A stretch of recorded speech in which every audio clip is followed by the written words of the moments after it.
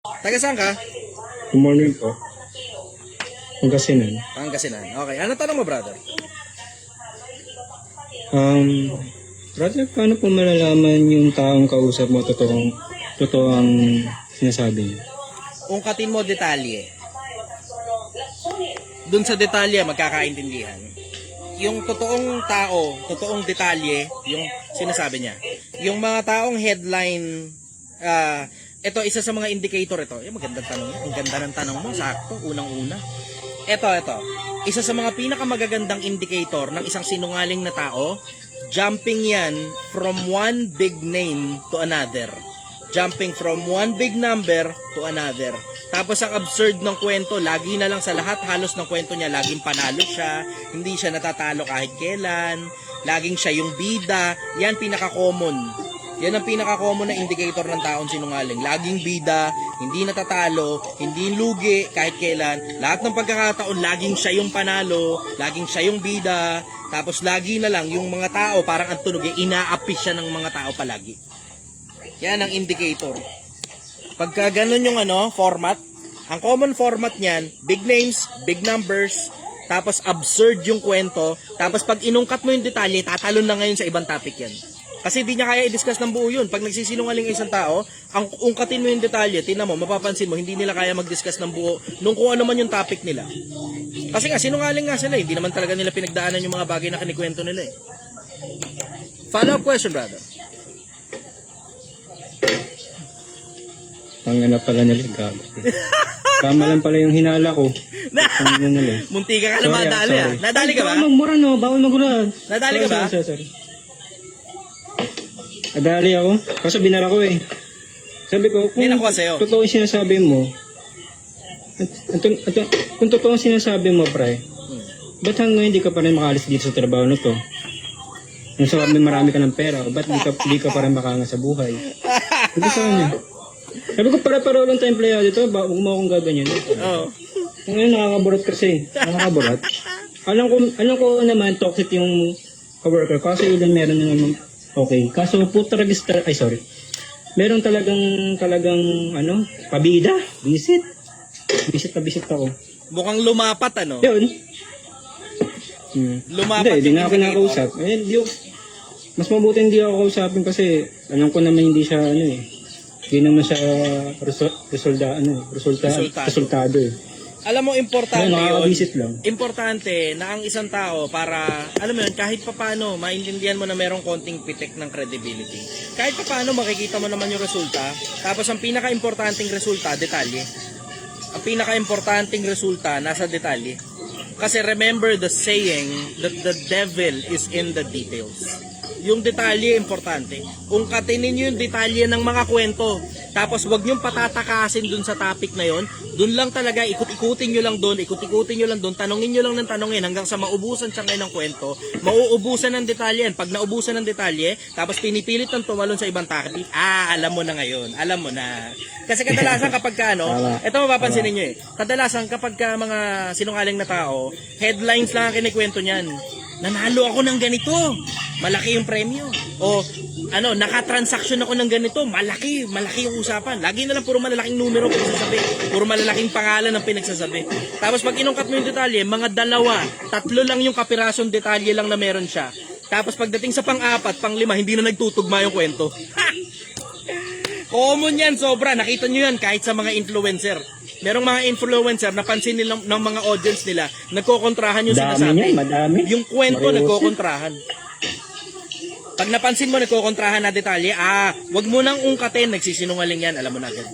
Nagkokontrahan detalye. Follow-up question, brother. Brother, abutin naglista na ako ng mga tanong kasi wala ako eh. Salamat, brother. Okay. Enjoy ako rito. Okay, sige. So, Itong araw ako halos na nawala eh. Kasi, para sa Facebook ito at saka sa YouTube. So, medyo matagal-tagal ako nawala. Kasi, yung 2 account ko sa TikTok, ipagpatawad nyo na, suspendido po ako. Ngayon, lagi na lang sususpinde. Ito ang problema ko. Pag nag-live ako sa Facebook, yung Facebook, hindi ko maiangat yung mga taong nagtatanong kasi mayat maya na lang may problema ang Facebook. Hindi ko alam, system glitch yata nila yun. Nakaka-cancel automatic, tapos maraming nangyayari. Nasubukan ko na yun doon sa Chichester Official, ang hirap talagang mag-live. So, nangyayari, napupuno ngayon ng dead air. So, ngayon, ipagpatawad nyo na, nawala ako ng medyo may katagalan ng kapiraso, suspendido kasi yung dalawang TikTok account ko. Ngayon, itong isang TikTok account ko, lifted na yung suspension. Yung isa, suspendido pa rin. Anyways, sige brother, tuloy. Hirap po talaga brother kapag karunungan yung dinipis kasi. Hindi, ang totoo nun, ang totoo nun, yung bunganga ko talaga may diferensya kasi palamura ko. Yun ang totoo nun. Hindi yung karunungan ng dinidiscuss. Tignan mo, ngayong araw hindi tayo masususpindi. Sana. Bawas muna. Bawas muna. Pakabait muna tayo. Dapat medyo ipokrito tayo. Ipokrito. Laylo. Sige, go. Tuloy, brother. Okay. Pangalawang tanong mo, brother. Tanong sa katunong kaibigan kong babae, ka-worker ko din. Sige. Tinanong mo sa akin. Ako, may sagot ako dito kaso gusto ko malaman ang opinion dito. Kanino ba dapat Nawala ka. Hindi ka naman nagbura, pero nawala ka. Brother, nawala. Tuloy. Hello? Yan. Meron na ulit. Go, tuloy. Sino ba dapat magpundar ng loyalty? Babae ba o lalaki? Parehas. May sagot ako dyan, kaso gusto ko malaman yung mo. Ang sagot niya parehas. Sa relasyon ninyong dalawa, parehas. O parehas ang sagot ko dyan. Kasi ang Parehas. pangit naman, kung isang panig lang yung magbibigay ng loyalty, tapos yung kabila, hindi niya mabigay lang sarili niyang loyalty. Maliban na lang kung, alam mo yun, okay lang sa'yo na wala sa'yo loyalty nung isa. Ganun. Pero kung hindi okay sa'yo, dapat parehas talaga. Kasi it takes two to tango, brother. It takes two to tango. Dalawa kayo, parehas kayo, nasa isang relasyon kayo, at parehas kayo na nararamdaman. Diba? Basic principle naman yun. Yun ang sagot ko ron. Dapat parehas. Hindi yan parang, dapat babae lang ang loyal. Lalaki, okay lang maging hindi loyal. Hindi gano'n. Dapat parehas. Yun ang sagot ko ron. Dapat parehas. Ito yung sagot ng kaibigan kong babae. Sabi daw, ang dapat daw magbigay ng loyalty daw is babae. Alam ko sabi, parang narinig ko yung sagot niya. Parang kay Bugoy yung sinabi niya. Dapat daw ang babae talaga daw magbigay ng loyalty. Kasi kami daw nagbibigay ng panggastos, pambuhay sa pamilya. Yung mga babae sila dapat na pupundar ng loyalty sa lalaki daw. Yung sabi ni Bugoy Kukilo. Sabi, parang narinig ko na yan. Hindi ako naniniwala sa ganun. Sabi ko naman, parehas lang sa akin. Yun ang opinion ko. Hindi ako naniniwala sa ganun. Ang dahilan ko bakit hindi ako naniniwala sa ganun. Oo, nagpo-provide ka nga. Oo, protector ka nga. Oo, bla bla, etc. Pero, yung babae yung nag-aalaga sa anak ko, hello, di ba? Mabigat kaya na trabaho yung pag-aalaga ng susunod na lahi ng Pilipino. Hello, magbubuntis na 9 months yan, no? Hello, hindi naman lalaki ang nagbubuntis. Hello. Ewan ko rito sa mga taon to. Hindi ko, ewan ko, bahala kayo sa buhay nyo. Ewan ko sa inyo. Babae lang daw yung dapat nagbibigay ng loyalty. Kung yung lalaki, tinan mo. Ano kasi pinapunog mong influencer eh. Ano si Bugoy Kukilo, pinapatunog. Ito, isa sa mga pinakamalalaking bagay na natutunan ko sa mundo ng pagiging sindikato. So may mga tropa ko ganun lang, may mga tropa ko Yung isang lalaki, kapag ka hindi ka tapat sa babae, ibig sabihin yan, may malaking porsyento na hindi ka rin tapat sa transaksyon. Bakit? Kasi yung basic principle na ang tapat sa kaunti, tapat din naman sa marami. Oh, di ba? Tama. Basic principle, brother. Basic principle. Follow-up question, brother. Dip. Pangatlo. Aha. Ito, curious lang ako Actually, kaya mo naman sagutin to Alam mo naman to Baka meron na akong ibang point of view na maibigay. Ganun. Hindi yan sa hindi kaya sagutin o kaya sagutin. Hindi. Baka meron lang akong ibang napagdaanan o meron lang akong ibang narinig na kwento o baka meron lang akong ibang nabasa. Ganun. Ibang point of view lang. Ibang mata lang na tumitingin. Ganun. Sige, go, brother. Ito lang to, brother. Ito lang gusto kong tanongin. Sige. Sa iyong palagay, sa una mong kita o sa unang mong sahod, ano dapat bang unahin na ipundar? Yun lang. Ang dapat mong ipundar, yung skill. Yun muna dapat unahin mong ipundar. Yung skill muna kung paano mag-ipon ng pera. Kasi lahat na lang ng tao marunong gumastos. Pero hindi lahat ng tao marunong mag-ipon. Paramihin mo muna, brother. paramihin mo muna. O tapos tsaka mo ngayon gastusin. Di ba? Iba, sabihin, para sa magulang, para sa kapatid, kasi breadwinner. Ayan, yan yung masagot ng kaibigan ko. Tawa. Unahin mo muna yung skill kung paano mag-ipon. Di ba? O tatalinuhan mo ng gusto. Tapos tatrabahuhin mo ng gusto. Tapos pag-iipunan mo hanggang makarating ka sa 1,000,000 piso. Pilipinas, sumabay ka na. Oh, naisingit ko pa yun. Hey! Smooth, brother. Smooth yung transition. Sige, go, tuloy. Ito pa nga pa na tanong. Sige. Paano ba makakaiwas sa mga bad influensya sa buhay mo? Katulad ng kaibigan mong painom, kaibigan mong mga yolo, kaibigan mong palay gala. Yun lang. Anak ko. Sabi ni Solomon, anak ko, kapag sila ay inaaya ka, halika, sumama ka sa amin at tayo magbabakay ng walang salang dugo. Halika, tayo magsasapalaran. Anak ko, huwag kang sasama sa kanila. Yan sabi ni Solomon eh. Okay. Ang sabi naman ni Pablo sa Biblia, huwag kayong padaya ang masasamang kasama, sumisira ng magagandang ugali. Tamo? Turuan mo ang bata sa daan na dapat niyang lakaran. Pagka siya'y tumanda, hindi niya hihiwalayan. Dapat, ikaw ngayon bilang magulang, ikaw ngayon na magtuturo nun sa kanya. Tamo? Cute man ang pusa na yun. Follow-up question, brother. Go! Ay, follow ko lang tong kasi totoo sa brother. Marami akong katrabaho na nakikita ko sa kanila, bawat sa kwentuhan namin, iba talaga, karamihan po talaga. Yung magulang, nagre-retire ng maaga. Yung anak na panganay, mas lalo yung panganay. Sila nang magsusuporta sa magulang at sa kapatid nila nag-aaral. So, natanong sa akin, anong dapat niyang gawin? Kasi parang ginagawa siyang gatasan ng magulang niya. Mas lalo yung sabay po silang dalawa. At kapatid niya at magulang niya. Ayun ang masakit ako. Sabi ko, ang opinion ko na lang, galingan mo na lang sa buhay. Mag-ipon ka na lang. Hindi mo madadaan sa yan yung isa sa din- mga bagay na hindi madadaan sa pag-ipon, brother. Yan yung isa sa mga bagay na hindi madadaan sa pag-ipon. Ang kailangan mo talagang gawin dyan, lumayo ka sa ganong klase ng mga tao. Pansamantala lang, habang inaayos mo yung sarili mo. Kasi ang problema mo dyan, yung konsepto, brother, na yung konsepto na, okay, nag-iipon ka nga, okay, ginagalingan mo nga, pero lahat ng pinaghihirapan mo, hinihingi nila sa'yo. Tapos pag hindi mo binibigay lahat ng pinaghirapan mo, nagagalit sila.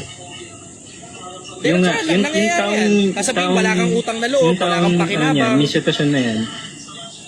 At yan yung mga tao hindi nakakawala sa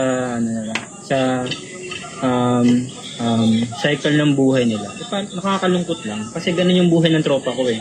Hindi siya makawala talaga. Dahil nga, obligado niya, bunda rin yung mga magulang niya, obligado yung paaralin yung kapatid niya. Ayun ang masakit kasi. To each his own, brother. Baka naman kasi hindi naman hinihingi ang opinion mo. Kung hindi hinihingi, wag ka na maglalabas ng opinion sa mga tao. And when I say mga tao, very specific individual katulad ng tropa mo kasi baka sumama lang ang loob pag hindi naman hinihingi opinion. Okay lang yan, marami kang taong kausap, tamaan ang tatamaan, ayos lang, parang katulad ng ganito, pag live ka pwede yun.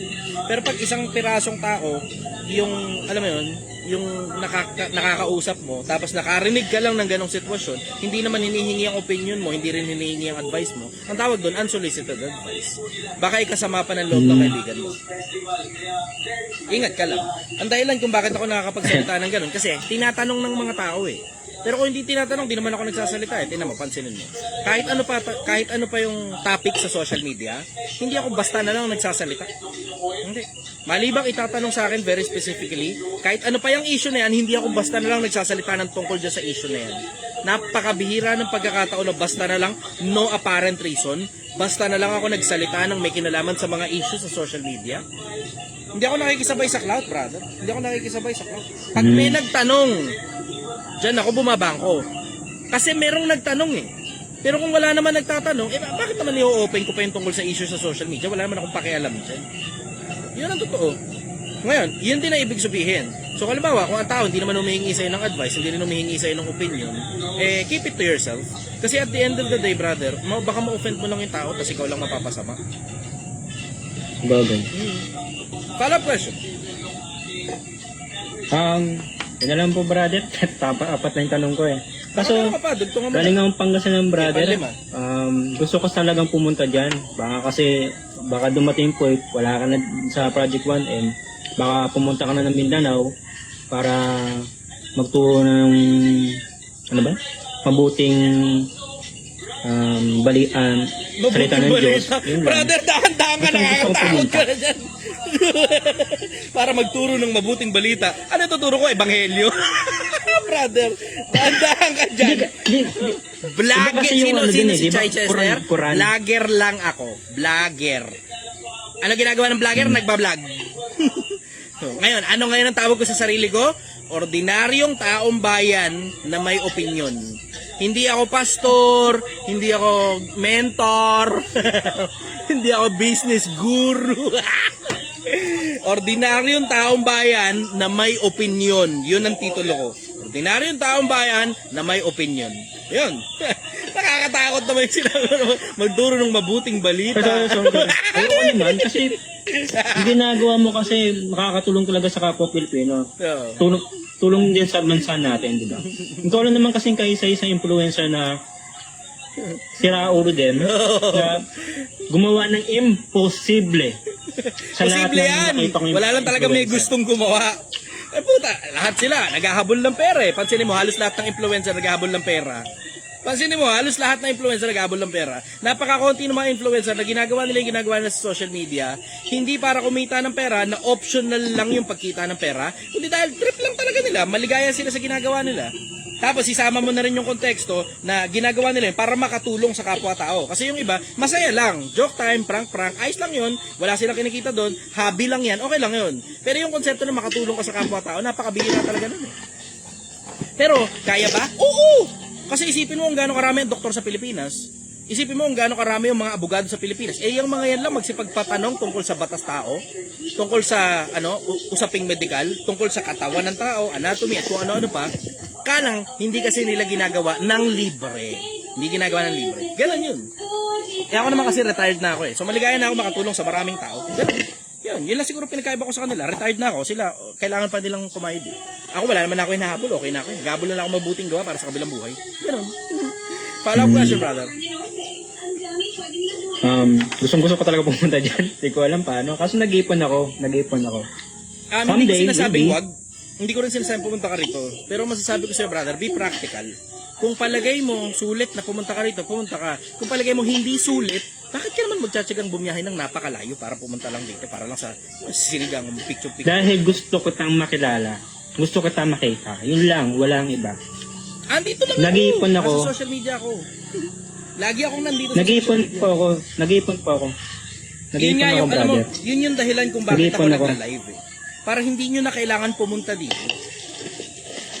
Yun ang dahilan bakit ako nagtsatsagang mag-live. Para hindi nyo na kailangan pumunta rito. Para alam mo yung mga tanong ninyo masagot. Kahit nasang parte ka pa ng Pilipinas, Luzon, Visayas, o Mindanao, diba? Makausap ninyo ko. Libre lang, makikipag-usap ako sa inyo. Walang bayad. Tapos isama nyo na rin sa konteksto na, alam mo yun, hindi mo na kailangan pumunta rito galing sa napakalayong lugar. Okay lang na pumunta ka rito, bisita ka rito. Pero kung palagay mo, magiging practical yun. Kung hindi practical, na tipo katulad niya, kailangan mo pang pag-ipon. Ibig sabihin niya, wala kang budget para pumunta rito. Wag, brother. Mas maligaya ako na mabalitaan na umaalagwa ka financially, na nandyan ka sa malayong lugar kung saan ka man nandun, na umuusad ang buhay mo, kaysa pinilit mo pumunta rito, tapos naubos ang pera mo, tangina brother, mabibiyak yung puso ko ron. Nabibiyak yung puso ko. Huwag Mas ka maligaya ako mag-alala, brother. mabalitaan Nag-iipon na ako lang ng na tama. umaalagwa na yung buhay mo. Yun ang gusto. Nakaseparate yung pera ko dun sa pagluwas papunta sa iyo, Brad. Huwag ka mag-alala, alam ko yung ginagawa ko. Alam na alam ko ginagawa. Tulong, Sabi mo, gawa. brother, sabi mo, hindi pa ako lasing. Hindi pa ako. Panalo. Okay, sige. Follow-up question, brother. It's on na Sabi mo, ko. Ganun ba? sabi na, alam mong lasing na yan pag sinasabi niyang hindi siya lasing.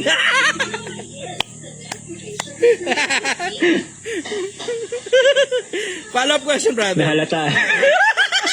Lala. Aray ko. Actually, uminom ako eh. Pampalakas ng loob ko para makausap ka.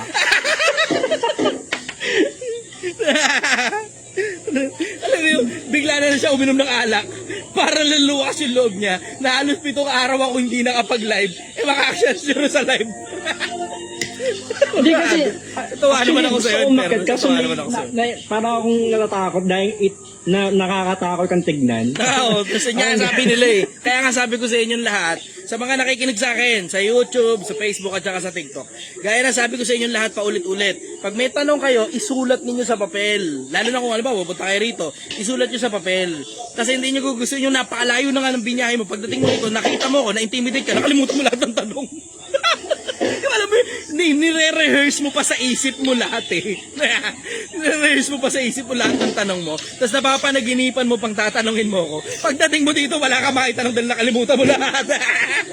Ang daming ganyan. Seryoso, sa dami na mga pupunta rito, ang dami nila na nakakalimutan nila yung tanong nila pagkatapos kung sumagot ng isa o 2 tanong sa kanila, na sandamakmak 20 mahigit yung tanong nila, 2 tanong pa lang, limot na nila lahat ng iba. Ano, daming ganun hindi ko pala nakikita yun, masaya nasa kusina. Kaya pala galit na galit ka sa akin. Sige, follow up question, brother. Ay, naiyan ako. Yeah! Ano ako. Nanlumo ako dun ha. Wala naman nalasing ako. Isulat. Brother, nakikita kita kahit nasaan ka pa. I am the eye in the sky, looking at you, I can hear you, I'm do. Hello ka lang, tartado lang kita. Kamaya sabi mo, may third eye yan si Chester. Yung third eye nandun. Ang labas mo pa naman, nagbabatikan siya, di nakikita pa kita ron. Hindi ka. Loko lang yun. Loko lang kita. Anyways, follow up question, brother. Diba? Last na lang, brother. Last Sige. na lang. Gusto kong sumali sa isang, gusto kong mag-side hustle. Yeah. Worth it kaya? May kadugtong yun. Ano yung kadugtong? Sabihin mo na yung kadugtong. Nagtatrabaho kasi ako ng 12 Nabasa ko hours. kasi easy. Magsa-side hustle ako. Sorry. Nagsaside hustle ako ng Canva. Kung worth it kaya. Ito worth it, brother. Ito sobrang worth it nito. Ito, consider this as an advice. Consider this as an advice. Gano'ng kahaba yung oras ng trabaho mo? 12 hours. Mas sulit magpahinga ka. Yun, mas sulit. Kasi tinan mo, sa side hustle ka, pagkatapos ng 12 hours. Tapos pagkatapos ng 12 hours na yun, pagkatapos ng 12 hours na yun, sa side hustle ka, pagkatapos ng 12 hours na yun, pagod ka na. Tinwersa mo pa sarili mo, nagkasakit ka. Tinan mo, mas mahal ang hospital bill. Tama. Brother, be practical. Hindi pera purpose ng buhay. Isama mo rin sa konteksto na kailangan yung quality ng trabaho mo mataas. Mababa ang quality ng trabaho mo pag pagod ka na. Ngayon, welcome ka naman na mag-side hustle. Nga lang, you have to make sure na you're deploying a certain level of practicality na pag alam mong pagod ka na, magpahinga ka na, brother. Hindi sulit na magkasakit para lang kumita ng pera. Hindi sulit. Diretso lang. Huwag ka maniniwala sa mga putang influencer na sinasabi, hindi, kailangan ka, babawasan mo yung oras ng tulog mo. Hindi practical yan. Hindi practical yan. Babawasan mo yung oras ng tulog mo, hindi magkakasakit ka, bababa immune system mo. Ibigay mo sa katawan mo yung oras na kailangan niya para magpahinga, para mag-regenerate siya. Tapos, pagising mo, regenerated ngayon yung damage cells ng katawan mo. Puta, yung performance mo ngayon maganda. Di ba? Performance mo maganda. Hindi bagsak ang quality ng performance mo. Ngayon, ang ibig ko sabihin doon, kung halimbawa, sa after 12 hours, palagay mo kaya pa ng katawan mo, o di tsaka kaya bumomba. Wala namang masama ron, after ng 12 hours, pwede. Pero you have to make sure, brother, na binibigay mo yung tulog na kailangan ng katawan mo, yung pahinga, na pag alam mo na madidisgrasya ang katawan mo, wag, brother, wag. Mas importante ang kalusugan kaysa sa pera. Prevention is better than cure. Ngayon, hindi yan sa haba ng oras. Let me share with you a very powerful idea, Pilipinas.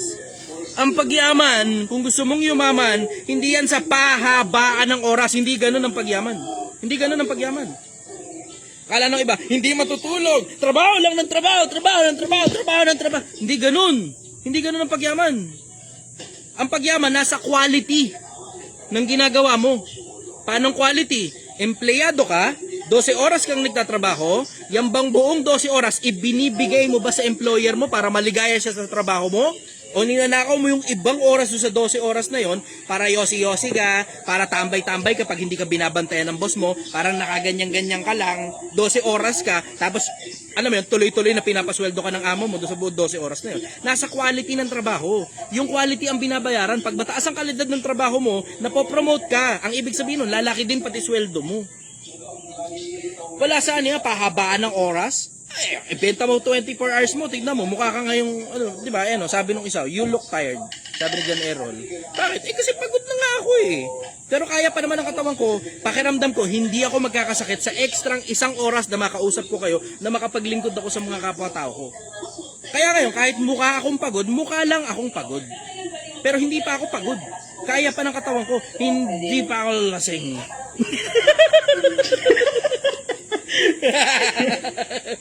Okay. Nakuha niya Pilipinas. Gusto ko lang maintindihan ninyo na ang pagyaman sa pagiging empleyado, hindi yan sa pahabaan ng oras. Magkakasakit ka pag nasobrahan ka sa trabaho. Papaalala ko lang, magkakasakit ka pag nasobrahan ka sa trabaho. Matuto kang magpahinga. Ibigay mo sa katawan mo yung pahinga na nararapat para sa katawan mo.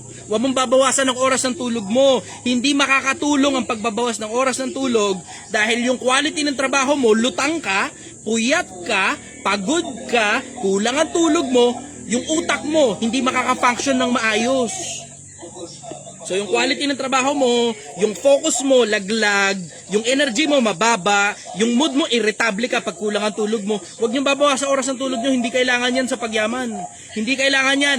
Wala halos nagsasalita ng ganyan sa social media Pilipinas kasi halos lahat ng mga influencer ninyo sinungaling.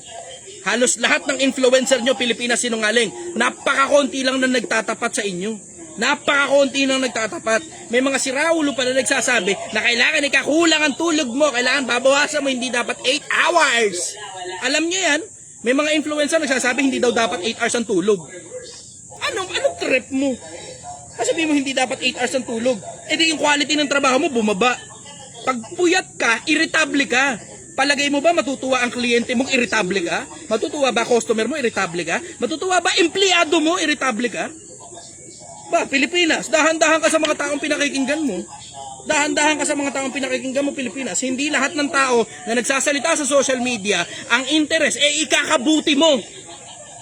May mga taong nagsasalita sa social media, ang interest, yung ikatataas lang ng tingin ng tao sa kanila. Hindi na importante kung mapabuti ka o mapasama ka. Ito mas worse, may mga tao sa internet na nagsasalita para lang sa sariling pera nila. Kaya kahit kasinungalingan, ituturo nila sa'yo. Paano ikaw yumaman? Dapat naka-abundant mode ka. Lahat ng pera mo, blow your money up. Yan ang sinasabi ng iba eh. You have to blow your money up. Ano kailangan? Ubusin mo lahat ng pera mo. Paano kaya yaman nun? Paano kaya yaman yan? Paano kalokohan yan? Paano kaya yaman nun? Paano ba yumaman? Yung kinikita mo, dapat mas malaki kaysa ginagastos mo. Ito, ang tawag dito ipon, yung pagitan. Ito yung kita mo, ito yung gastos mo, ang tawag dito ipon. Pag dinamihan mo yung ipon mo, magkakaroon ka ngayon ng puhunan. Ngayon, pwede, posible, lumaki ngayon yung pagitan. Ito yung kinikita mo, ito yung ginagastos mo dahil sa puhunan. Itong pagitan na to, malaki-laki na ngayon ang ipon mo. Ganon magpayaman, Pilipinas. Hindi lahat ng pera mo, lalabas mo ngayon para sa putang inang course ng lipstick na putang ina ko sino man yung hayop na yan. Hindi ganyan ang pagyaman. Hindi ganyan ang pagyaman. Na papabayaran sa iyo yung libu-libong pisong course nitong mga lipstick na to. Nawawalan na nga ako ng pahinga. Hindi. And when I say course, hindi ang ibig ko sabihin, yung course sa eskwelahan. Hindi yun ang ibig ko sabihin. Mag-aral ka dun sa totoong eskwelahan, dun ka mag-aral. Hindi dyan sa mga lintik na mga influencer na kalilitaw-litaw lang sa social media. Yang mga yan, wala pa napapatunayan yan. Baka nga doon sa circle nila, wala pang napayaman yung mga hayop na yan eh. Baka doon sa circle nila, walang napayaman yung mga hayop na yan. At oo, may mga nakadikit sa kanilang mga mayayaman tao. Wala tayong duda dyan. Pero yung mga tao na yun, yumaman yun. Yung karamihan doon, yumaman dahil mayaman na talaga sila. Dumikit lang sila doon sa tao na yun. May iba silang ginagawang negosyo. Huwag tayo maglokohan Pilipinas. Huwag tayo maglokohan Pilipinas. Alam mo, ang pagmamahal ko sa'yo, Pilipinas, pagtatapatan kita. Kasi hindi naman na importante sa akin, ibigay mo yung pera mo sa akin. Meron ako sapat para sa sarili ko. Meron ako sapat para sa sarili ko.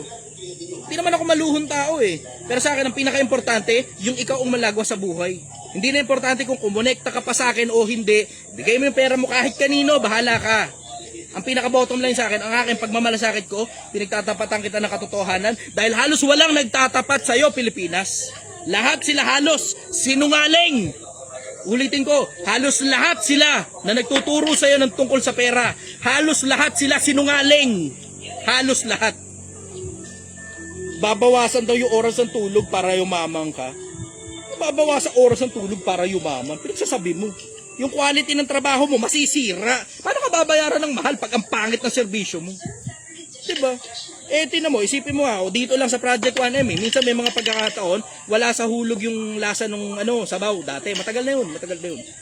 Yung customer masama loob eh. Partida kompleto pa tulog nun Partida na kompleto pa tulog namin nun. Mali lang ng timpla. Kasi nung mga panahon na yun, luma pa. Bago pa yung Project 1M nun, hindi pa namin masyadong kabisado yung timpla eh. Partida na kompleto pa tulog nun Paano pa ngayon pag kulang ang tulog mo? Tutok-atok ka ngayon habang serve ka sa customer. Sa akin, ang pagmamalasakit ko, Pilipinas, ikaw. Wala akong pakialam kung hindi mo ibigay sa akin ang pera mo, hindi ka bumili sa sinigang ko. Maligaya ako na mabalitaan na nakakaalagwa ang buhay mo nang hindi mo na ako kailangan. Maligaya ako. Follow-up question, brother. Totoo nga sinasabi mo, brother. No? Napapansin ko na nga. Wala na akong pahinga eh. 2 hours, 4 hours ng tulog ko palagi. Kasi sira ulo mo dyan. Kasi napapabayang. Kasi sira ulo mo sa ganyan. Wag. Hindi ang purpose ng buhay yumaman sa pagpapasakit, pagpapahirap sa sarili. Hindi yan ang purpose ng buhay. Hindi nga ang purpose ng buhay gumawa ng pera.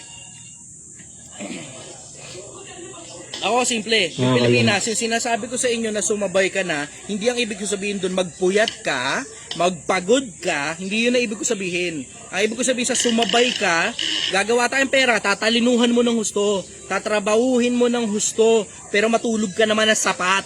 Tapos saka ka makakagawa ng 1,000,000 piso, and it may take some time, maaaring matagalan, walang masama kung mapatagal. Yung iba nagmamadali. Hindi ang purpose nito para magmadali kang gumawa ng pera. Hindi ganun. Yung sasabayan mo rito, yung disiplina. Hindi yung bilis. Hindi na importante kung gaano katagal ang abutin. Maring 2 taon, okay.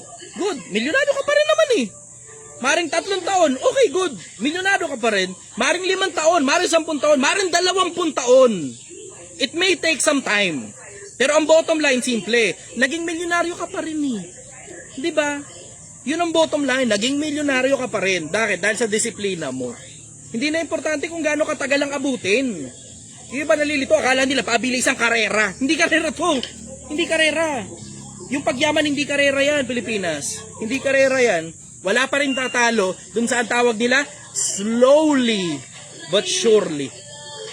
Dahan-dahan ka, pero sigurado ka, nabibilang ka lang ng panahon, makakarating ka rin dun. Dahil sa sistema. Yun ang sikreto, Pilipinas. Yun ang sikreto. Hindi mo madadaan sa mabilisan yan. Huwag nyo kakalimutan, Pilipinas. Lahat ng dinaan mo sa bilis, hindi magtatagal. Minamadali mo wala sa lugar eh.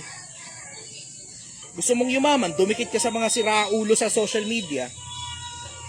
Alam mo na, papangakuan kanila ng langit at lupa. Pero ang magiging resulta mo, halos nasa impyerno ka na. Nako, Pilipinas. Damn. Pilipinas. Minsan napapailing na lang ako pag narinig ko yung mga influencer, lalo na yung mga yayabang-yabang sa social media. Nandidiri ako, diretso. Nandidiri ako. Merong isang in-interview, sabi, ilang billion ba ikayang sapat sa'yo? Para masabi mo yung sarili mong okay ka na. Parang, hindi ko maalala kung ilang billion yung sinabi niya. Brother, hindi ko maalala kung ilang billion yung sinabi niya. Pero parang sa isip-isip ko, grabe itong tao ko. Mukhang pera. Mukhang pera. Yung alam mo yung ayabang pa ng pagkakasabi niya. Tapos yung detalye. Yung detalye, nakakadiri yung detalye. Yung alam mong absurd. Hindi normal para sa ordinaryong taong bayan. Absurd. Pilipinas, ingatan mo sarili mo, may mga greedy pigs sa social media. Sobrang dami nila. Yung mga ganid na baboy na ang interes, yung pera mo mapunta lang sa bulsa nila. Nagpapanggap na mayaman, o baka totoong mayaman. Pero yung pagkakakuha nila ng pera, wala sa lugar. Ingatan mo sarili mo sa mga ganyang klase ng tao. Sumama kang kasama ng mga masasamang tao, mapapasama ka. Ang masasamang kasama, huwag kayong padaya. Ang masasamang kasama, sumisira ng magagandang ugali. Kaya sinabing huwag kayong padaya kasi mandurugas yung mga tao na yan.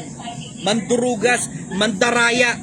Akala mo, totoong daan yung ibibigay nila sa'yo. Pero may mga daan na tila matuwid sa isang tao. Ngunit ang wakas niya ay mga landas ng kamatayan, Pilipinas.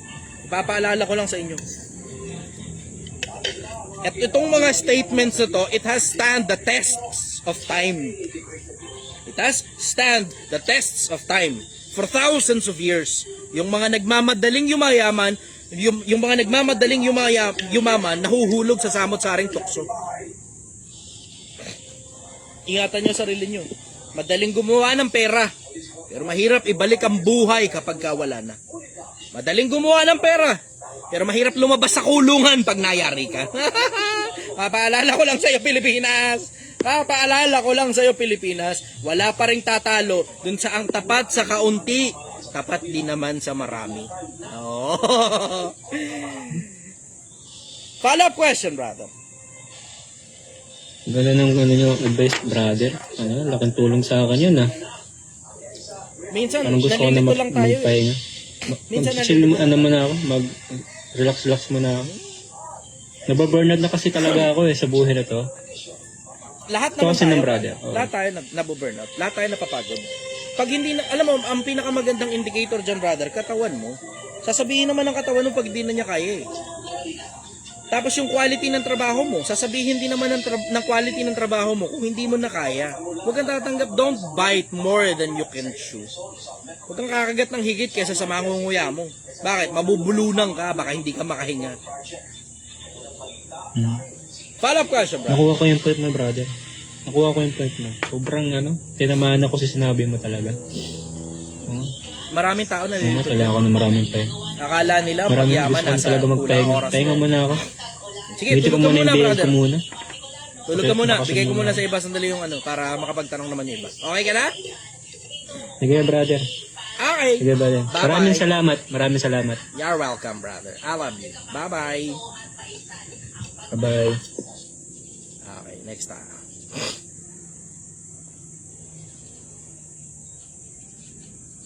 Franzi.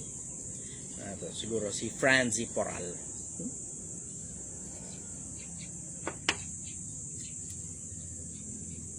Oh. Sayang. Bumaba siya. Next time. Sam Capricorn. Napindot lang pala daw. Okay, napindot lang. Ito si Sam. Hi, Good morning, Idol. Good morning. brother. Taga saan ka? Tiga Sambuanga City po. Sambuanga. Okay, ano tanong mo? Yep. Ang tagal ko nang nanonood mula sa Facebook, YouTube, hanggang dito sa TikTok. Pinapanood ko kayo. At lahat ng sinasabi nyo, sobrang ganda. Pero, eto yung tanong ko. Sige. Sa ngayon kasi nag-VBI ako. Tapos, nag-iipon ako ng pera. Tapos, nakabila ako ng lote, which is sinabi nyo nung nakaraan. Tapos, sinunod ko, nagpagawa ko ng bahay kasi wala akong sariling bahay ko para sa amin ng anak ko. Okay. After nun, is may plano akong gumawa ng business. Okay. Pero kagaya ng sinabi nyo, kailangan natin tingnan yung lugar, yung location, anong kailangan ng community. Tiningnan ko kailangan ng community at tiningnan ko rin kung magkano yung possible na kikitain ng business na to. Ayon sa maliliit na nagpatayo na kumbaga walang pwesto. Okay. So inisip ko ngayon is So, bibili ako ng maliit study ka na... Paano? Nakapag-market study ka na? Sige, tuloy. Nakapag-market study na ako. Ni-research ko lahat. Good. Kaya lahat ng sinabi nyo, sinunod ko yun, and which is definitely, absolutely the correct way to do. So, ito yung ano na. Ang plano ko is, bibili ako ng pwesto na 50 to 100 square meter. Magpapatayo ako ng maliit na parang market. Tiangge. Ano tanong? Parang bagsakan ng lahat ng isda, manok, baka, itlog, lahat yun. Okay. Ano tanong mo? So, ang tanong ko lang is, paano, yung hindi ko kasi alam kung paano siya i-maintain, kung paano ba yung lakaran, paano yung management ng ganun. Kasi ang plano kukuha ko ng 3 to 4 na tao. Kayo may mga tao kayo, never pa akong naghawak ng tao, kumaga. Gusto ko lang makuha yung take Yun kung ang ibig paano ko maghawak sabihin. ng tao. Yan paano ang sinasabi mag-manage. ko. Ngayon, may market study mo, pero hindi mo pa chinek ka sarili mo kung pan-negosyo ka ba. See? Baka nakalampas simula sa'yo nung yun. bata pa ako, nagbi-business na ako. Ang nagawa kong people management lang is dati kasi ako nagne-networking. So medyo may alam ako sa paano maghawak ng tao, pero iba kasi yung networking sa actual business na ipapatakbuhin natin, like yung sakuran, yung ganito. I mean, gusto ko lang may mga ideas ako, pero I'd rather talk to someone who have the potential talaga na magsalita. Diretso hindi ko tungkol kayang sa matter na ituro yun. sa'yo on the spot yung paraan kung paano mag-handle ng tao. Bakit? Kasi it will take you years. Mhm. Hindi lang months, it will take you years. So ito suggestion ko sa'yo. Ang suggestion ko, mag-empleyado ka. Tapos, magpa-promote ka sa trabaho para nag-handle ka. And I strongly suggest operations. Supervisor, kahit man lang Yes. supervisor. Kahit supervisor. Ngayon, Yun yun. doon ngayon, malalaman mo human psychology. Kasi pwede kang mag-aral galing sa mga libro. Kasi meron din yan si meron din yan si, anong pangalan ng sumulat ng 48 Laws of Power? Si Robert Greene. Meron din yan si Robert Greene Laws of Human Nature. Pwede mo basahin yung libro na yun, pero wala pa rin talagang tatalo dun sa actual. Pero marami kang pwedeng basahin libro. Yung tungkol kay Robert Greene, yung How to Win Friends and Influence People, at marami pang iba. Kahit mag-dark psychology ka pa Pero nagkakatali yan sa application. Baka hindi mo ma-apply yung mga naituturo. Bakit? Kasi yung simpleng konsepto na hindi mo pa kasi natetesting. Madaling basahin sa libro. Pero yung actual niyan, it will take you years bago ka matuto. Oo, tama.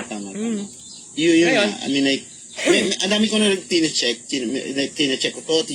Lahat na siguro ng mga pwede ko i-check na mga advices, yan na ano ko. Kumbaga, kinakategorize ko na lang siya kung paano yung pagkakasunod-sunod. Pero kagaya ng sinabi niyo, walang tatalo sa kung talagang i-apply mo na siya. Depende na Actual, lang. Kasi nasa personality din nata natin yun Oo, actual, brother. Malupit yung actual.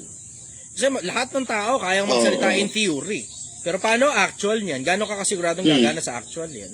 Yung sa akin, ito, Project 1M, may proof of concept ako.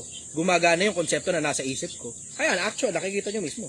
Nakikita nyo rin kung kailan ako tanga, kung kailan ako bobo. Nakikita nyo rin yun Pinapakita ko sa inyo, di ko nililihim sa inyo na minsan panahon tanga ako, minsan bobo ako, minsan stupido ako.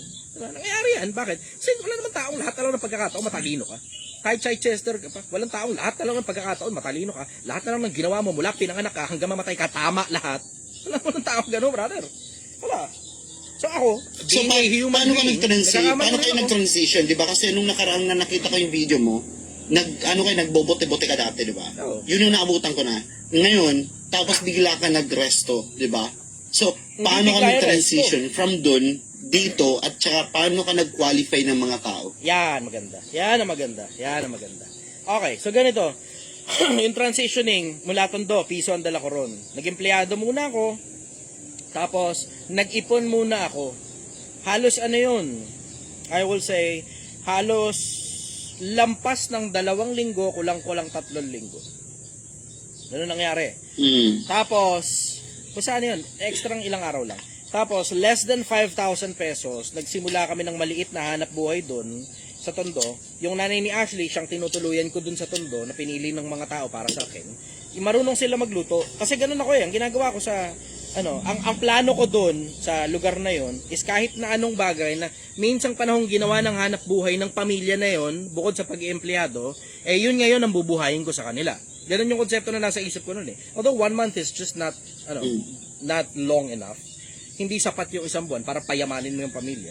Pero it did a good start for them. Kasi ang nangyari, more than 2 weeks, pinapagluto ko yung nanay ni Ashley. Tapos si Ashley ang naglalako. Tapos kumuha pa ako ng iba pang mga tao na naglalako din at the same time. Tapos paglipas ng 2 linggo mahigit, nag-resign na ako nun sa trabaho. Nung mag-resign ngayon ako sa trabaho,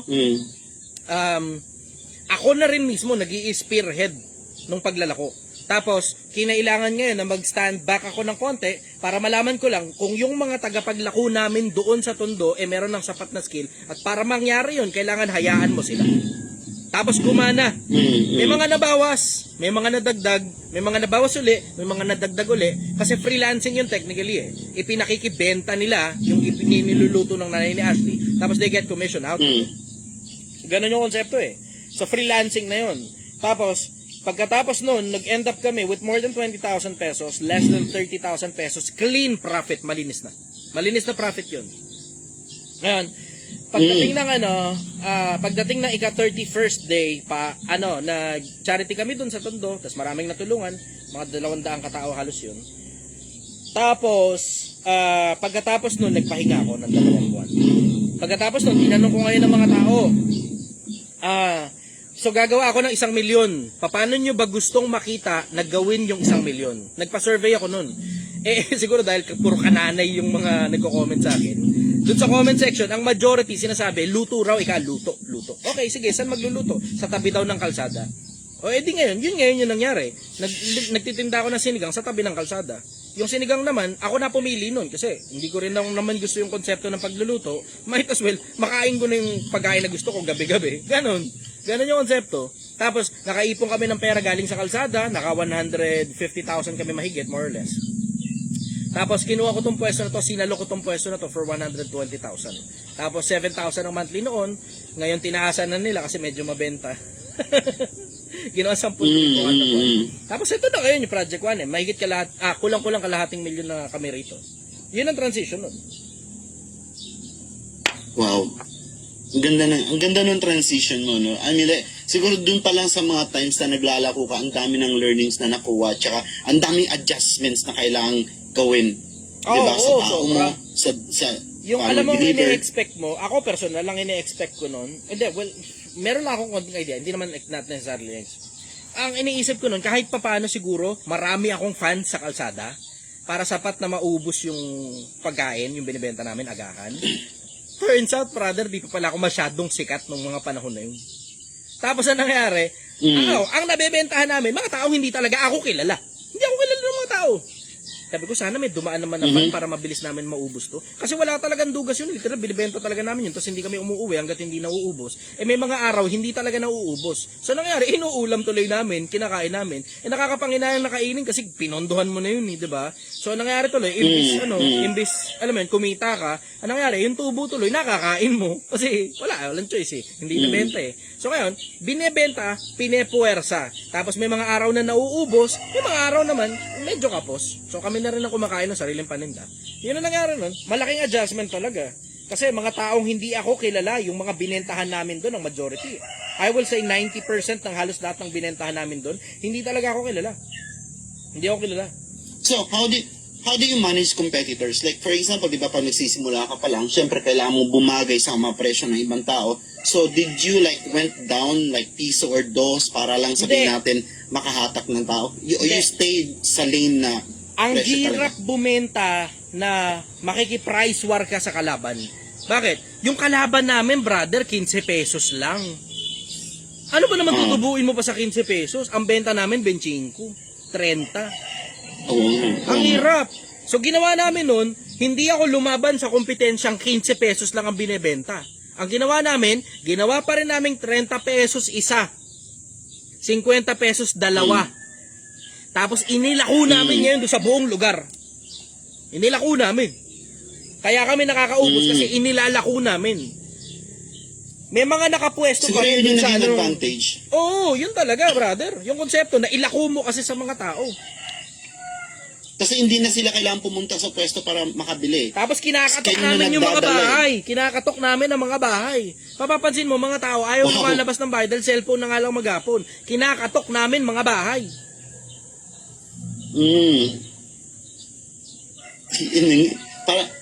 Parang parang para sa'yo na ikaw isa ka sa mga personalidad na kilala na namin dito sa mga social media, no? Parang paano mo binaba yung, kasi lahat tayo may pride kumaga, di ba? Paano mo binaba yung pride mo from being a celebrity into maglalako ka muna? Hindi ko inisip na celebrity ako. Inisip ko yung buhay ng kapwa-tao ko. Mas importante yun kaysa sa akin. And you have to have an idea which is far bigger than yourself. That's what I strongly suggest. Have an idea which is far bigger than yourself. Yung buhay mo, maiayos mo para makatulong ka naman sa kapwa-tao mo. Pride, walang kwenta yan. Maimpyerno ka pa dyan sa pride na yan eh. Ang taas ang tingin mo sa sarili mo, hindi mo maibaba yung sarili mo, kaya namang problema ka na, hindi ka tuloy makahingi ng tulong. Diba? So yeah, talking about dun, how's your relationship with your employees ngayon? Like, barkada, tropa, paano siya? May boundary yun. Oo, barkada tayo, tropa tayo on good times. Pero on bad times, kailangan lagyan mo ng boundary, brother. Kailangan mo ng konting gaspang ng ugali.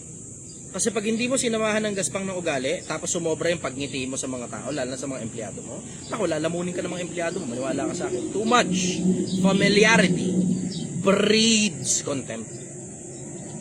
Sumobra, pagka familiar sa'yo ng empleyado mo, i-disrespect ka nila. So, importante na oo, nakikipagnitian ako sa inyo on good times when everything is fine and well. Pero you have to remember that we're trying to run a business here. At ang ibig sabihin nun, hindi pwedeng kahit anong gusto mo, gagawin mo sa loob ng bakuran ko. You are in my backyard, you are in my house. You make sure you follow my instructions. Kasi kung di mo susundin yung instruction ko, kung ano yung gagawin mo sa sarili mo, kung ikaw man yung employer, ganon din yung gagawin ko sa'yo. Simple. Kung ikaw So, yung palagay ko, employer, yung bigger take talaga dito is consistency talaga sa system na binuo mo. Ito ang pinaka tip ko sa inyo on being an employer. Lagi mo ipapaunawa sa tao para maintindihan nila yung side mo. Na, brother, palit lang tayo ng kalagayan.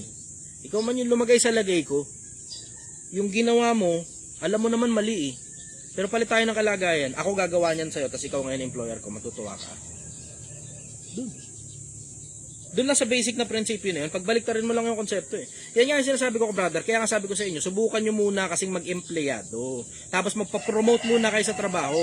Kasi walang tatalo ron, brother. Diretsahan. Walang tatalo doon sa level of practicality na naging empleyado ka, ginalingan mo sa trabaho, nilupitan mo sa trabaho, tinropa mo yung boss mo, na-promote ka sa trabaho, de para ka ngayon binabayaran para magpanggap na negosyante. Diba? Ganun ang labas nun. Without breaking the bank. Hindi mo ngayon kailangan ilabas yung pera mo para ikaw ngayon ang magte-testing sana, putang ina, sana gumana yung testing mo. Kaya nga tinan mo, hindi ako sumasang-ayon dun sa mga nagsasabi na wag ka na ikang kumuha ng diploma, dumiskarte ka na lang. Paano diskarte gagawin mo? Sige nga, hindi ka marunong makisama. Hindi ka marunong mag-handle ng empleyado. Gusto ko lang i-address yung sinasabi nito na ini-interrupt kita. Hindi kita ini-interrupt. May issue na ako sa internet, nagkakaroon ng latency. Oo, anong problemahin yun? Problema na nila yan. Hindi lahat ng bagay kailangan problemahin. Ako problemahin mo. So yun ang sabi ko ron. Yung tungkol sa relationship, brother, nilalagyan ko ng boundary. Ako mismo naglalagay ng boundary. Hindi ko tinotolerate ang disrespect. Hindi ko tinotolerate ang disrespect dito. Basusin mo ako, sasabihin ko sa'yo, brother, palit lang tayo ng kalagayan. Ikaw lumagay sa lagay ko, gagawin ko yung ginawa mo, matutuwa ka. Tapos basusin mo pa ako pangalawa, ulitin ko ulit sa'yo yun. Basusin mo akong pangatlo, ulitin ko ulit sa'yo yun. Basusin mo akong pang-apat, ulitin ko ulit sa'yo. Panlima, ulitin ko ulit sa'yo yun. Hanggang ikaw na lang yung magsawa ng kakadisrespect sa akin, tapos ikaw na rin yung umalis kung trip mo. Simple. Hindi komplikado. Magsasawa ka talaga, magsasawa ang tenga mo sa akin. Ganun lang yun. Kasi alin lang naman sa dalawa yan, di ba? Either ayusin mo yung serbisyo mo, o kusa ka na lang aalis. Huwag mo na antayin tanggalin kita. Kasi sobrang kapal naman ng mukha mo para antayin mo pang tanggalin kita. Ganun yun. Follow-up question, brother.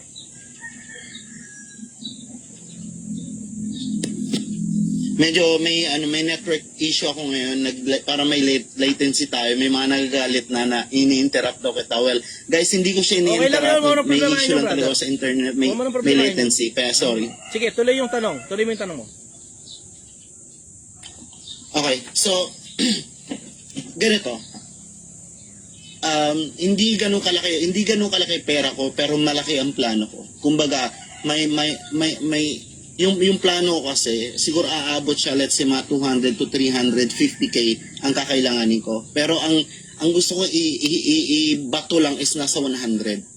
So, maliit lang siya, pero mabilis ang ROI, di ba, pag maliit lang yung capital natin. Address Pero ko lang ano to, yung isa. take mo sa ganun? Mabilisan to. Sir, ikaw po ba yung nag-message? Si Rochelle Suwangko. Ikaw po ba yung nag-message? Hindi po ako nauunang mag-message. Hindi ako nauunang mag-message.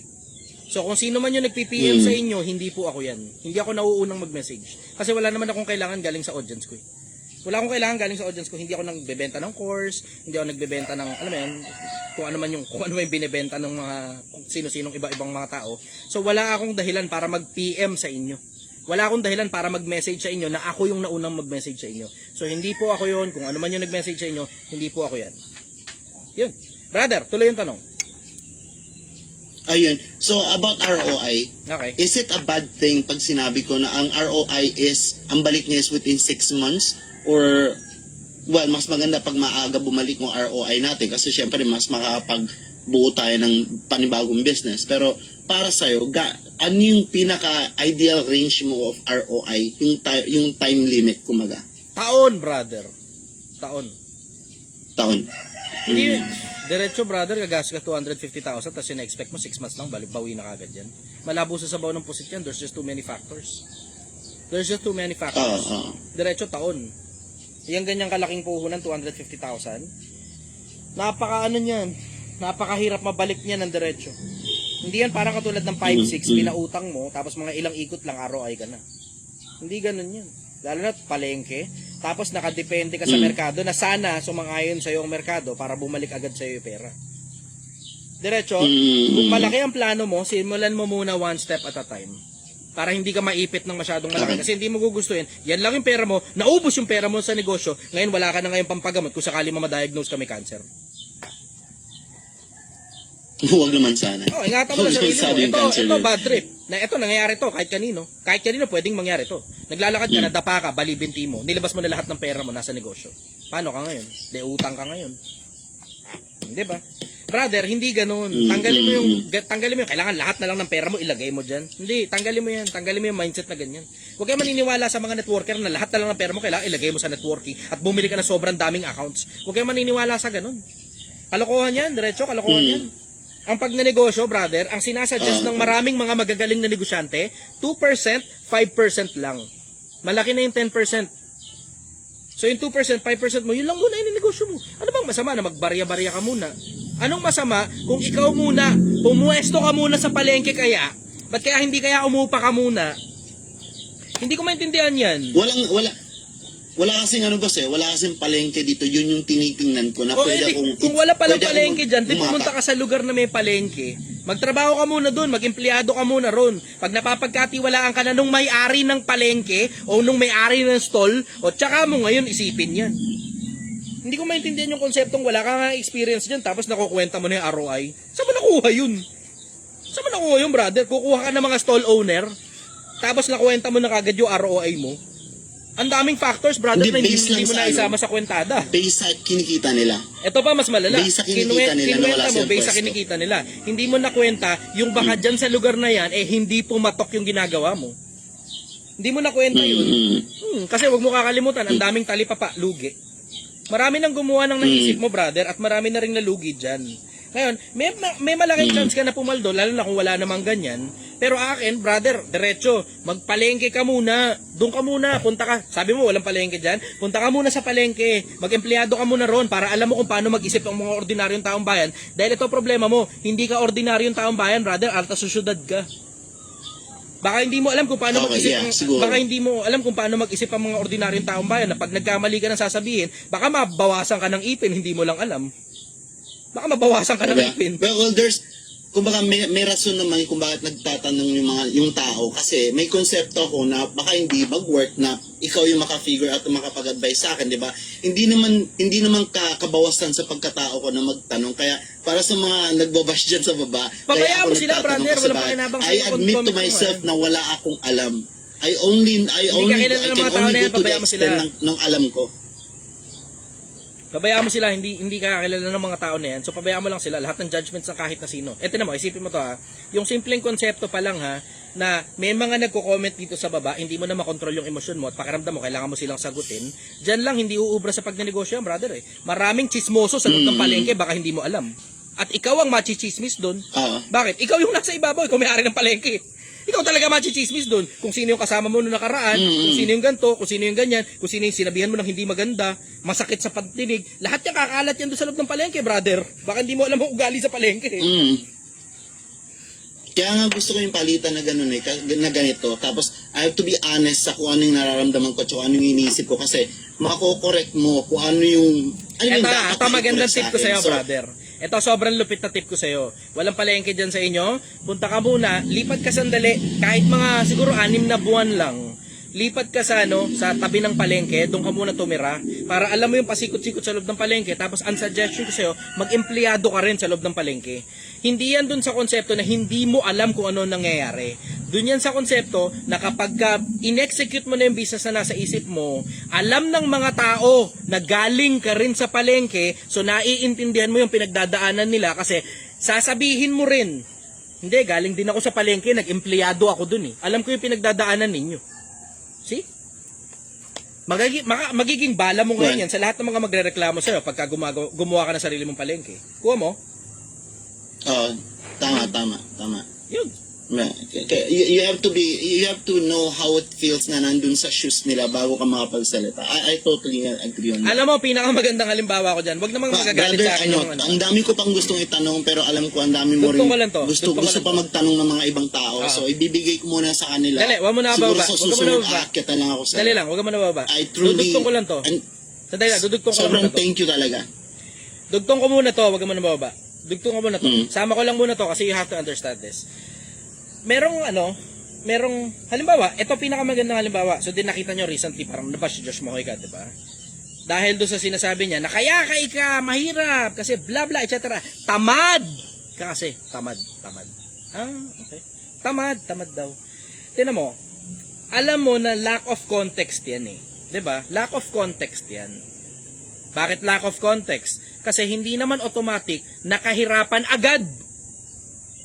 Yung dahilan kung bakit katamaran agad. Yung dahilan kung bakit mahirap pa isang tao. Kasi hindi mo naman masasabing mahirap ang farmers, 'di ba? Hindi mo masasabing tamad yung mga farmers. Hindi mo masasabing tamad yung mga construction worker. Kahit nga yung mismong nag-aani nung kangkong niya. Hindi mo masasabing tamad yun eh. Pati mga workers niya na mga mahihirap na pinapasweldo niya, kung ano yung sweldo ng mga tao na yun, hindi mo naman masasabing tamad yun eh. Diba? Mahirap pa rin naman yun eh. Hindi naman automatic na pag nag-apply ka sa kanya, biglang yaman ka agad eh. Hindi ganun eh. Diba? Sa akin, para hindi ka lack of context, brother, yung simpleng konsepto para hindi ka ma-lack of context, kailangan pagdaanan mo mismo yung pinagdadaanan nila. Tama. Well, I totally agree naman ako dun. Kasi, kumbaga, hindi ka naman pwede mag-comment na lang basta-basta sa isang bagay na hindi mo pa nararanasan ang nandun talaga sa ganung sitwasyon. So, yun na lang muna sa ngayon. Kaya na sinabi ko, ang dami pang gusto magtanong. Pero, hopefully, in the future, paakyatin mo ko ulit dito. And, ang dami ko pang gusto tanong, pero next time na yung iba. Sige, brother. Let's take it one step at a time. Thank you very much talaga. Thank you, brother. Bye-bye.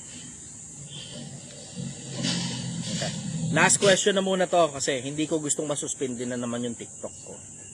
Last question na muna kasi naka-1 oras naman ako sa YouTube at sa Facebook eh. Kuha mo na ako isa pa.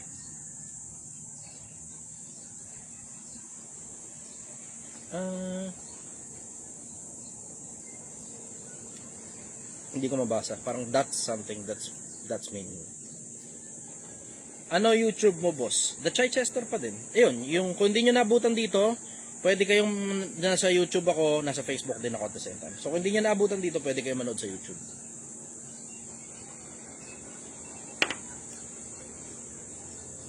mukhang wala ito isa. Okay, next tayo. Last na to last na to. Kasi hindi ko gustong masuspend din na naman yung Mr. Humble Guy.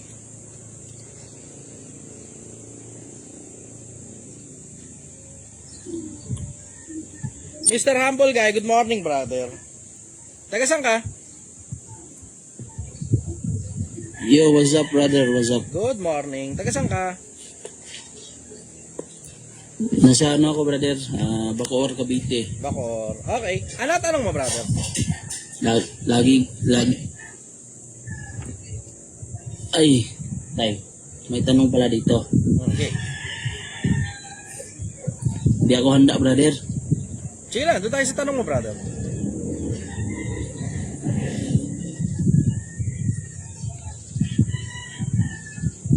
Ano Kaso tanong hindi mo, ako brother? nakapaghanda ng tanong eh. May tanong pala, umakit na ako eh. Okay. O, sige, bati ka na muna. Bago kita pakawalan. Shout out sa mga ano ko dyan, mga mahal ko sa buhay dyan, mga kamag-anak, brother. Tsaka, shout out din sa iyo, brad. Idol na idol kita. Salamat, brother. Thank you very much. Okay, sige. Salamat, brother. Kuha mo na akong bago, ha? Sige. Sige, bye-bye. Okay, next time. Okay, next time. Last na to. Last.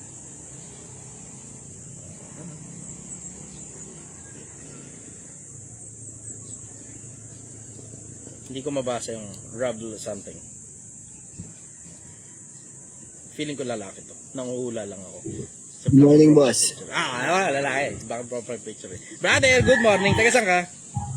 Good morning, brother. Okay lang. Ikaw ba? Mukhang pagod Oo. Puyat, syempre, usual. Di pa ako natutulog eh. Kakatapos ng trabaho. Okay. Ano tanong mo, brother? Tanong ko lang, brother. Ano kasi, bale, sa bahay namin, may mga kamag-anak kami na walang sa may kapitbahay namin, na mga kapitbahay na walang kuryente, walang tubig. Pero sa amin namin sila pinakonect. Tapos, parang ngayon, tatanggalin ko na kasi ako na lang magbabayad eh. Hindi na ako inaano sa sustentuhan eh. Kaya, bala ko natanggalin. Parang sumasama pa yung loob nila pagkatapos ko silang tulungan. Ganyan. Oo. Merong actually, yung tanong mo ngayon, itinanong din sa akin yung kanina nung pumunta rito. Isa sa mga tanong niya yan eh, marami silang problema sa buhay. Isa sa mga problema sa buhay nila, yung parang kapatid ng asawa niya nakikonekta sa kanila ng tubig. Tapos, nagbabayad lang kung magkano lang yung gustong ibayad.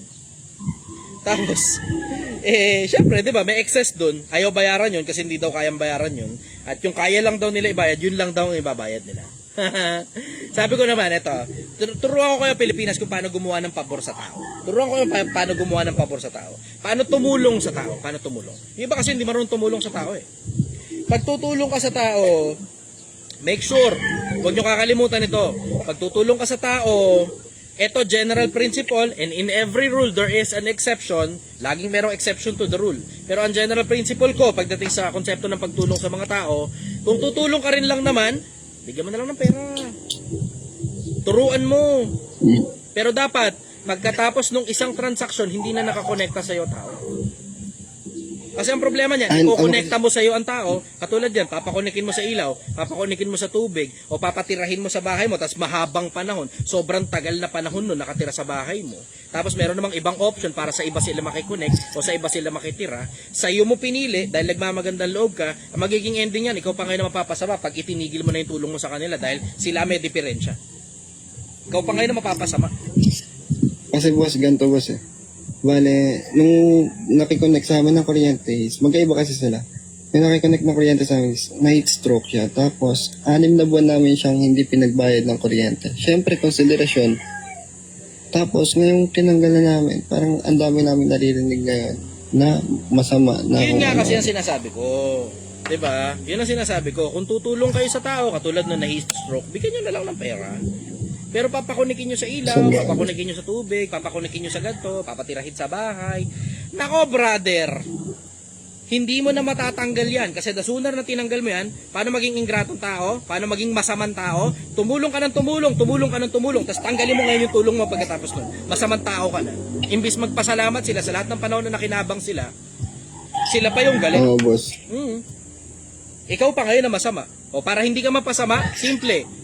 Yung tao humingi ng tulong, tulungan mo na lang. Sa paraan na kaya mo nang hindi nakakonekta sa'yo. Kasi pag ikinonekta mo sa'yo kahit na anong bagay, tapos parang continuous yung pagtulong, pag tinigil mo na yung tulong, tapos ka. Ikaw pa ngayon na masamang tao. Ngayon, pero may isa pa po akong tanong. Nakuha mo muna yun. Na, Naintindihan nyo yun. Pilipinas, naintindihan nyo ba yun? Naintindihan nyo ba yun? Nakuha nyo yun? Naintindihan nyo? meron pa po akong isang tanong. Sige. Okay. Paano, tama na, paano po kung mas matanda yung kamag-anak, pero syempre hindi naman po papansinin kapag maraming talk shit, di po ba? Pero paano po kapag nakakaabala na sa personal na buhay mo? Ano po yung gagawin niya? Yung parang sobrang laking abala na po na kapag may bisita ka, sobrang hinaharang, gano'n. Ano po sabi niya? Paano nangyaring umabot sa ganun? Hindi ko po alam. Kasi po, bata po kasi ako, 19, pero yung bahay po na to, ako na po nagpapatakbo. Okay. Sarili ko po lahat. Kaya po tinanggal ko sila kasi nga po, hindi ko na po kayang bayaran. Baka mamaya mas malaki yung bill nila. Tapos parang nagsumama loob nila na gano'n. Wala, kailangan mo ngayong kainin yung consequence nung kamangmangan mo na hindi mo kasi alam yun eh. Na hindi mo alam na ganun tumatakbo ang mundo at kupal ang mga tao. Ngayon, yung hindi mo pagkaalam na kupal ang mga tao, nagkamali ka ngayon kasi nagmamagandang loob ka. Yung pagmamagandang loob mo ngayon, misinterpreted, tapos ikaw pa ngayon ang nai-inconvenience sa pagmamagandang loob mo, kailangan na ngayong itigil yung pagmamagandang loob mo kasi nakakasama na sa'yo. Ngayon, you're now paying the consequence nung hindi mo pagkaalam na ang mga tao ay balasubas. Ang daming taong balasubas, brother. Ang daming taong balasubas. Ayan, pwedeng sabihin ng mga tao, hindi ka na-stroke, yung kawawa naman. Oo nga, kawawa nga, understood na yun, nagkakaintindihan tayo. Kaya nga ang sinabi ko, tulungan eh. Wala naman ako sinabi mo wag tulungan eh. Pero magkakaproblema ka dyan, kailangan mo i-open yung sarili mo doon sa possibility na baka kasi umabuso kapag ka regular mo na lang tinutulungan. Ayun na nga nangyari, umabuso na nga. Yun na nga nangyari, umabuso na. Ito mo, hindi ka na nga alam mo yan, kulang nga yung bayad nila o baka hindi sila nagbabayad dun sa benepisyo, pakinabang na nakukuha nila galing sa'yo, tapos ngayon tatanggalin mo na ngayon dahil nakaka-inconvenience na sa'yo at ikaw ngayon na nagbabayad ng mga ginagastos nila, ngayon ikaw na ngayon ang masamang tao, kita mo? Nabaliktad ka pa. Yung pagtulong mo, nabaliktad. Ngayon, ito ngayon ang suggestion ko. Ito, hindi ko alam kung kaya pang resolbahin yung damage na nagawa. Pero, ito ang suggestion ko, makipag-usap ka ng maayos. Kasi ito, kasi nagawa ko naman na makipag-usap sa kanila. Hindi. Kailangan mong ipaliwanag para maunawaan nila. Tapos kailangan mong kuhanin yung commitment na naunawaan nila. Kung kailangan mo ng tagapamagitan, andyan naman ng barangay, andyan naman ng kung sino man, di ba? Kung kailangan mo ng tagapamagitan na tatang, nanang, yung tungkol po sa tubig, siguro naman po, hindi naman po ako masyadong masamang tao na nakatulong na po ako sa inyo sa mahabang panahon. Ako po yung nagbabayad o kung sino mo yung nagbabayad. Pero hindi naman po kayo yung nagbabayad noon. Ngayon, hindi naman po sa isinusumbat, huwag niyo po sanang mapagkamalian. Ang sinasabi ko lang po, nakatulong na po kami. Hindi na po namin maitutuloy yung tulong kasi kami naman po ang mahihirapan. So ipagpatawad nyo na po, ipagpasensya nyo na lang po. Sana po maalala nyo na lang yung haba ng panahon na nakatulong kami sa inyo. Ganun. Hindi ko alam kung kayang maayos niyan yung damage. Pero wala kang choice. Hindi problema ang meron ka. What you have is a situation. Naguhuramentado na sila tungkol sa konsepto na pinutol mo kung ano man yung dating pinakikinabangan nila at pakiramdam nila, obligasyon mo yun at pakiramdam nila, pribilehiyo nila na dapat binibigay mo yun sa kanila. Pero ito ano yan, pumasok na yan sa cycle of dependency. Hindi, ewan ko po kung tama po ba to.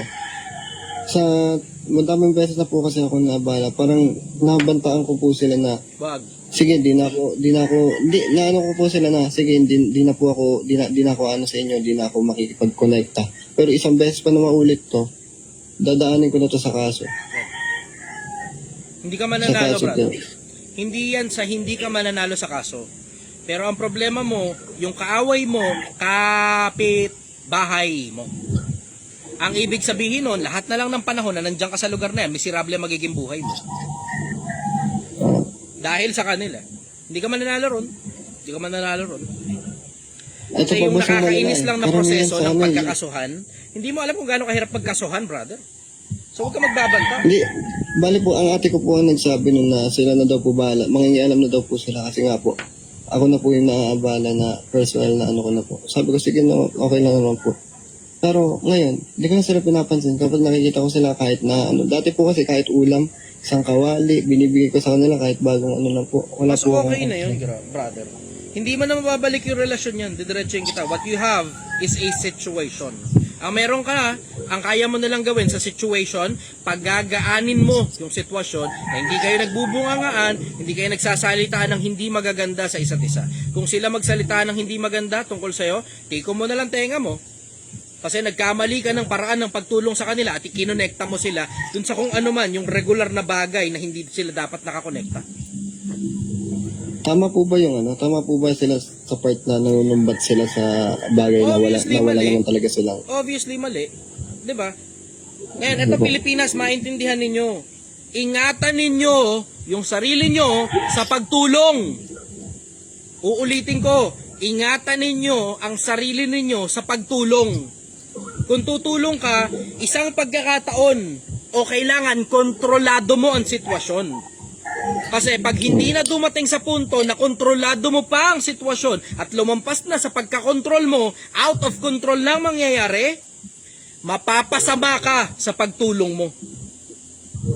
Okay. Kaya walang pinagkaiba yan sa konsepto ng breadwinner, brother. Uulitin ko, walang pinagkaiba yan sa konsepto ng breadwinner na ikaw nagpapaka-breadwinner para sa mga taong pwede namang magtrabaho. Pwedeng magtrabaho. Ang magulang, 40 anyos pa lang. Ngayon, yung mga kapatid, pwede namang umasa sa magulang na 40 anyos pa lang na ang magulang walang sakit, hindi PWD, di ba? Walang diferensya. Alam mo yung capable sila magtrabaho, tinatamad lang magtrabaho at ang gusto nila, ikaw ang magtrabaho, ikaw ngayon ang magsustento sa mga kapatid mo. Ikaw rin ang magsustento sa magulang mo. Ngayon, walang pinagkaiba yan doon. Brother, sandali. Walang pinagkaiba yan doon sa ganung konsepto. Ingatan nyo ang sarili nyo sa pagbe-breadwinner sa mga tamad na tao. Pag pwede pang magtrabaho, huwag ninyong kukunin ang obligasyon. Uulitin ko, pag pwede pang magtrabaho, huwag ninyong kukunin ang obligasyon ng mga tao. Bakit? Pag ang tao, tinanggalan mo ng obligasyon, gagawa ng bagong obligasyon niya, sasaksak uli sa'yo. OFW, ganyan na nangyayari. Breadwinner, alam nyo, ganyan na nangyayari. Ngayon, naging problema mo ngayon, yung problema ng mga breadwinner at ng mga OFW. Tumulong ka sa kanila, tapos sa pagtulong mo sa kanila, tuloy-tuloy yung tulong mo, ikaw pa ngayon na napasama nung panahon na para tanggalin na yung tulong. Ingatan nyo, Yun nga po, pagtulong wala. ninyo. Papaalala ko, mas mura na magbayad ka na lang ng mahal na pera. Pera yan, kaya mo pang bawiin yan. Binigyan mo ng pera, malaki yung perang binigay mo, kaya mo pang bawiin yan. Isang beses mo lang naman gagawin, o baka dalawa, o baka tatlo. Pero pagkatapos nun, alam mo, tapos na.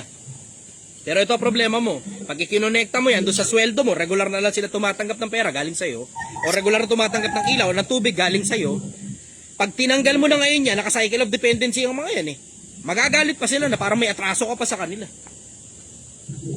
Ngayon, eto ngayon, you have learned your lesson, huwag mo na lang uulitin. Pero what you have now is a situation. Ang kaya mo na lang gawin, pagagaanin mo na lang ang sitwasyon. Hindi mo na mababalik yung dating relasyon. Diretsahan, hindi mo na kayang ibalik yung dating relasyon. Ang bala ko na lang boss sa lahat ng oras, isasarado ko na lang ang bahay na parang sa lahat ng oras di na sila i-welcome. Yung parang kakat off ko na sila ganun. You are welcome Kasi to di do naman- that. Welcome ka para gawin yun. May karapatan naman po ako na mag-desisyon ng ganun, di po ba? Di naman po ata immature yung decision ko ganun. Hindi immature yun. Pero wala pa rin talaga Kasi- natalo dun sa konsepto na kasi- nakipag-usap ka ng maayos at nakuha mo ang commitment nila. It is a hard conversation. Pero pagkatapos ng hard conversation na yun at nakuha mo ang commitment nila, wala ka na ngayong masyadong mabigat na problema at napagaan mo yung sitwasyon. Pwede ka mag-retaliate, gaya ng sabi ko, na hindi sila welcome, blah blah, etc. Welcome ka na mag-retaliate. Bakit? Kasi you have all the right to do that. Sila yung mali Ang magiging problema mo na lang dyan, every time may darating sa yung bisita, babastusin nila. Nangyayari yan. Oo. Kasi ikaw mismo nagrereklamo ka na tungkol sa binabastos nila bisita mo eh. Okay po. Laging mangyayari yan at magpapaulit-ulit pa yan. So ang magagawa mo lang, simple, papagaanin mo na lang yung sitwasyon. Wala kang problema. Ang meron ka sitwasyon, pagagaanin mo lang yan. Hindi mo kaya resolve yan, brother. Hindi mo na mariresolve Ang yan. katwiran nila, boss, bakit daw ang ibang tao nakakapasok? Ba't daw silang mga kadugo? Hindi. Kanya-kanya sumbatan na yan. Opo. Regular na ang Ayun. magiging sumbatan. Regular na yan. Kaya nga sabi ko, hindi mo na kayang ayusin yung problema na yan. Sitwasyon na yan. At habang buhay mo nang dadalhin yan, habang nakatira ka dyan sa lugar na yan. So ang ibig sabihin nun, ang kaya mo lang gawin, pagagaanin mo lang yung sitwasyon. Kasi hindi na problema yan. It has turned from being a problem to being a situation. Ang lahat ng problema may solusyon. Pero pag ang isang problema, walang solusyon, hindi problema yan. Ang tawag niya sitwasyon. Ang gagawin mo sa sitwasyon, tatanggapin mo. Tapos pagagaanin mo na lang yung impact sa buhay mo. Yun lang kaya mong gawin dyan. Ang bala ko lang po ngayon, boss. Gantihan sila sa paraan na magkaroon ako ng magandang buhay na higit pa sa meron ako ngayon. Yun ang bala. Tapos wag mong isusumbat at wag mo na ring ikikwento sa kanila. Apo. Yan ang pwede mong gawin. Tama ka. Tapos there will come a time, yung sakit na nararamdaman mo ngayon, mababawi na rin yan. Tapos magkakaroon ka na ng ibang dahilan kung bakit gusto mo magkaroon ng magandang buhay. Naintindihan kita dyan, galing ako sa ganyan eh. Naintindihan kita sa ganyan, Kasi po, galing ako dyan. kasi boss, lahat ng pamilya ko, magaganda buhay. Ala sila dito sa bahay, nasa kabilang bahay na namin sila sa Pampanga. Parang, wala naman ako binubuhay, pero parang breadwinner ako tuloy ngayon na pressure ako kumanap ng pera dahil lang sa nakakonect. Ganun lang ha. Ingatan, Pilipinas, papaalala ko lang uli sa inyo, ingatan nyo sarili nyo, wag kayo mag-breadwinner. Kung kaya namang magtrabaho ng mga tao, wag kayo magbe-breadwinner. Wag. Papaalala ko lang uli sa inyo, wag kayo magbe-breadwinner. And this is personally my opinion. Bahala na kayo kung anong gusto nyong isipin. Pero sa akin, ang pagmamalasakit ko nasa mga breadwinner na mga masisipag na mga tao. Kasi ang problema sa mga breadwinner, nadidilute kayo eh. Para nadidilute. Yung isip ninyo, akala nyo, lahat na lang ng problema sa paligid kailangan nyo resolbahin. Hindi. Hindi lahat ng problema kailangan nyo resolbahin. Kailangan nyo munang i-qualify yan. Kung yan bang problema na yan, yung tao ba valid para paglaanan mo ng oras at panahon at buhay at pera. Kasi iba hindi kini-qualify yun eh. Hindi man lang nila tinitignan, okay, may problema yung kapitbahay ko, may problema yung ganito, nanay ko, yung kapatid ko, lahat na lang ng tao sa paligid ko may problema, kailangan resolbahin ko lahat ng mga problema ninyo. Ito pera. O tapos tignan mo, pansinin mo, pag ikaw ngayon naman mo problema sa pera, ayaw kang tulungan ng mga hayop na yan. Opo. Hindi, yung mga iba nga dyan, tangina, pag na-hospital ka, karguhin mo sarili mo. Ayun nga po, Dahil wala silang pera, minsan, ni mangutang sa ibang tao para lang gumaling ka at makalabas ka sa ospital at maituloy mo yung tulong na ginagawa mo sa kanila, ayaw nila. Ayaw. Pababayaan ka lang sa ospital, mangutang ka, ikaw ngayon ang gumawa ng paraan para sa sarili mo. Bigat. Ang bigat. Nakuha ko na po yung sagot na gusto ko. May gusto lang po akong sabihin sa mga nanonood po. Na matuto po tayo na hindi po totoo yung good karma, pero totoo yung consequence sa mga taong tinutulungan mo na minsan sila pa yung gagawa sa'yo ng masama. Totoo yun, brother. Lalo na pag inalat ka. Pag inalat ka na ang natulungan mong klase ng tao, lintak. Ang dami niyan, brother. Ang dami niyan. Siguro, dahil bata ka pa, hindi mo pa alam yung konsepto na may mga linta pala sa lipon. Swerte ka, kamo. Kasi na-testing mo na, naranasan mo na. Ngayon, pagdating ngayon sa iba pang mga sitwasyon na nakita mo na yan, nakita mo na yung partner, yung part ng buhay mo na yan, at nakita mo na rin pati yung pattern na yan, na may humihingi ng tulong, tapos ang gusto, consistent na tutulungan mo sila, hindi na tulong yan, ang tawag niya, sustento na yan. Oo nga po. Ingatan mo sarili mo sa sustento, brother. Parang at age of 19, parang may binubuhay akong tao. What the fuck? And yung tipong hindi ka nga nabiktima ng teenage pregnancy, nabiktima ka naman ng pressure. Alat. Congratulations, brother. Ngayon pa lang, kinocongratulate na kita. Malayo mararating mo sa buhay. Kasi alam mo na ang karamihan ng problema ng mga kabataan ay teenage pregnancy. Ngayon, mas maigi na yung problema mo na yan na nagkaroon ka ngayon ng obligasyon na hindi sinasadya. Kaysa ang problema mo, habang buhay kang may anak, tapos kailangan mo kayong buhayin yung anak mo kahit alam mong hindi pa nararapat na mag-anak ka. Lamang ang may alam, boss. Congratulations, brother. Matalino kang tao. Ayun lang po, maraming salamat po. Sana makatikim ako ng sinigang mo. Andito lang ako. Nandito po ako sa Domsa Viewpoint sa Angono Rizal. Ulitin ko, Domsa Viewpoint sa Angono Rizal. Pero practicality. Kung masyado kang malayo at hindi practical na pumunta ka rito, huwag. Mas maligaya ako na mabalitaan nasa mga bahay nyo kayo at maayos ang pamilya ninyo at maayos ang finances ninyo kaysa mabalitaan kung nandito kayo sa tindahan ko tapos wala na kayong pera kasi inubos nyo na pambili ng kung ano man yung ticket o pamasahe ninyo papunta at balikan. Okay, boss. Magandang umaga sa Maraming inyo. salamat. Magandang umaga sa inyo, Pilipinas. Mahal na mahal. Thank you, boss. Thank you, brother.